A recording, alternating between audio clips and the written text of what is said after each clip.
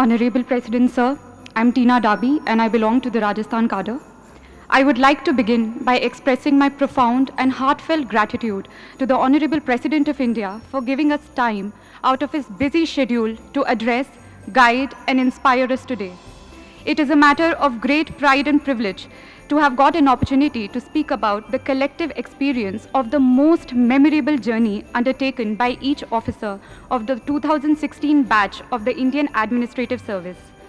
This beautiful journey began with the 91st Foundation course, where officers across the services were trained together. We were not only provided with all possible academic inputs and insights on public administration and good governance, but also through extracurricular activities like the Himalayan trek, village visits, we were able to forge lifelong friendships and develop esprit de corps. Foundation course was succeeded by phase 1 of the IAS professional training.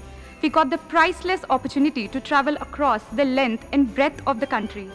This Bharat Darshan enabled us not only to see India, but to feel India, to breathe India. On the academic side, classes were held on all subjects and matters that would come handy while executing the duties and responsibilities of an IAS officer. We were then sent out for nearly a year-long district training, whereby we got an opportunity to learn from the best collectors in the country, those people who were actually making a difference at the ground level. District training was succeeded by phase 2 training, where we were made to share our varied experience of working in the field from across the country, so that we learned the best practices of governance in India and also to learn from each other.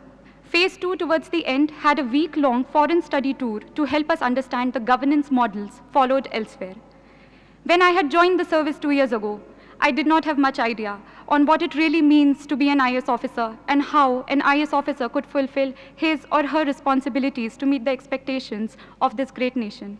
This training, this 2-year-long affair, has taught me and my batchmates to channelize our energies in the right direction, to become individuals who would impart their duties with utmost integrity, devotion, professionalism to solve the troubles of the last man.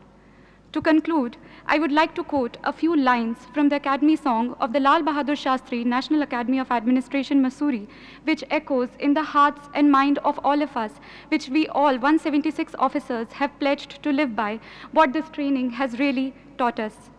Raho dharm mein dheer, raho karm mein veer, rakho unnat sheer, daro na.